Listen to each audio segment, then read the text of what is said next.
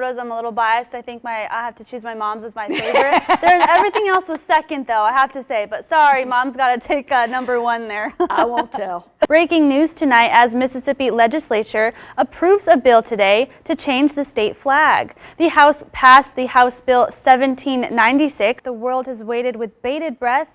And tonight, America has decided. Multiple national news organizations have projected Vice President Joe Biden will be the 46th President of the United States. Charlie Pride has died at the age of 86. His representative says he suffered complications from COVID-19. Pride was the first African-American inducted into the Country Music Hall of Fame. Live in downtown Cleveland, where a protest for George Floyd is set to take place. As you can see behind me, this gazebo, people are starting to gather where law enforcement has told us a prayer is set to take place. Even if you're not shopping for back to school, there's tons of things on the list that include shoes, clothing, and accessories. So even if you're just looking for some good deals, there's going to be something that you can buy that's tax-free. And it's not just library staff that are happy. Patrons say that they're excited to see the library get the much-needed new roof. iPads come with a charger, protective case, and a keyboard. They're also pre-programmed with all the apps that students will need to continue their virtual learning. Now there's about 849 students enrolled, and the district received about 860 devices, so no student will have to worry about sharing with their sibling. With Walmart employees inside asking where I would be able to find the state flag, they told me it's no longer available. And this is in line with their 2015 policy where they stopped selling merchandise with the Confederate flag on it. After almost 40 years of business, unfortunately, the owner says he's hanging up the gas pump for good. This is the monument in question right outside the Washington County Courthouse in downtown Greenville, and it sparked a lot of discussion throughout the community about what should be done about this monument. This morning, I filled up my water bottle in my kitchen sink, but for some people just outside of Schlater, that's not even an option. They have never had running water, and they have not had a working water pump there since July.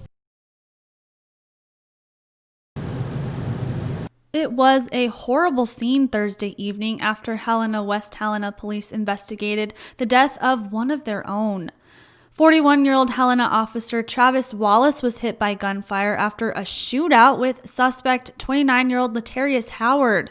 It happened at the Delta Inn on U.S. Highway 49 in Helena, West Helena. He later died at the hospital. Howard and an accomplice, now identified as 24-year-old Bruce Hilly, led police on a manhunt this week after the shooting.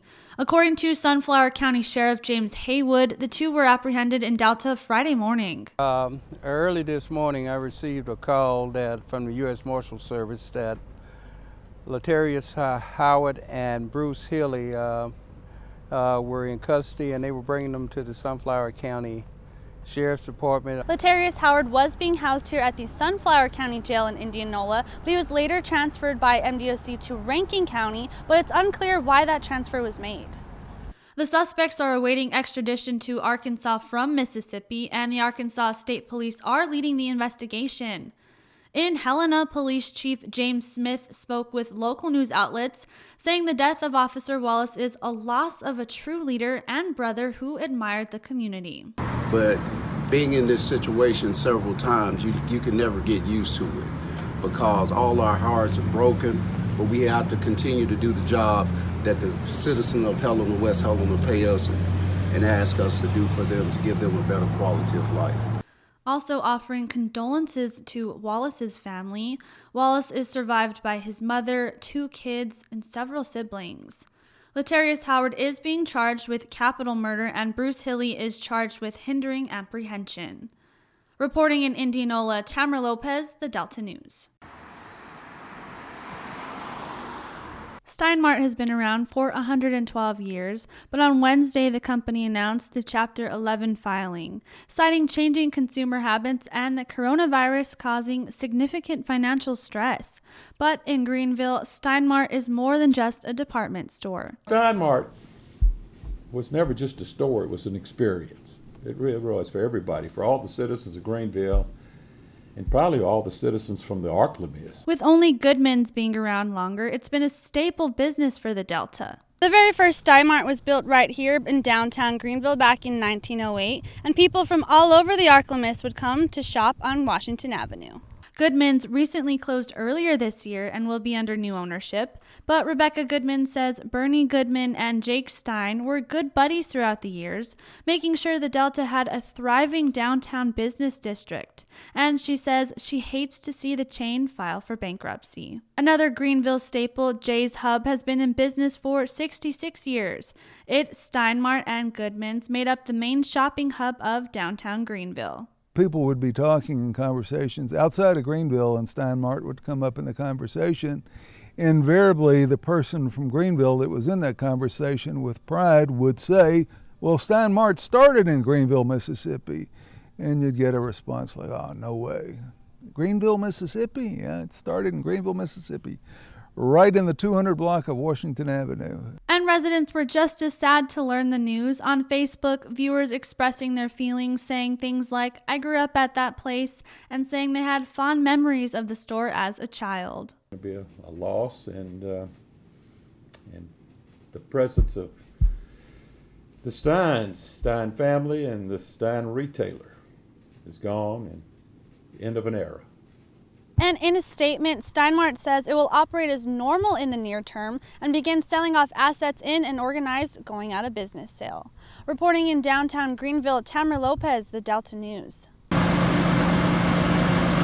That's the sound of the bus that's part of the new collaboration between the city of Indianola and FedEx Ground in Olive Branch, Mississippi. The new program announcing a bus to shuttle employees to and from the location. Representative Otis Anthony and several other city officials were in attendance, as well as representatives from FedEx. All say they're excited for the opportunity. We're going to be able to offer things that some of our citizens without transportation wouldn't have that opportunity. So we're real excited that we'll be able to give them an opportunity. Under the new program, residents will park at the old Fred's parking lot and get shuttled back and forth. Organizers say if they can't bring the jobs to the Delta, they will bring the Delta to the jobs, also bringing their hard-earned money back too. So we're making this a full circle, bringing it back home. All of the money, there's been questions people ask about, you're taking out people outside of the Delta, but all the money is brought back here. No, we don't make stops in between. We go to work, back to Indianola. So these people will spend their money right here in Indianola. Especially during the pandemic, Chapman says more people than ever are looking for work. And on the buses, they've installed these clear plastic shields between the seats to keep passengers safe while they ride to and from work. The Kellogg organization and the Foundation of the Mid-South also partnered up for the Workforce Transportation Project. And FedEx says they're hiring for package handlers with the possibility of even transferring to Leland if spots become available. And they do plan on holding a drive-through hiring event and orientations here at City Hall to make it easier for the employees. Reporting in Indianola, Tamara Lopez, the Delta News.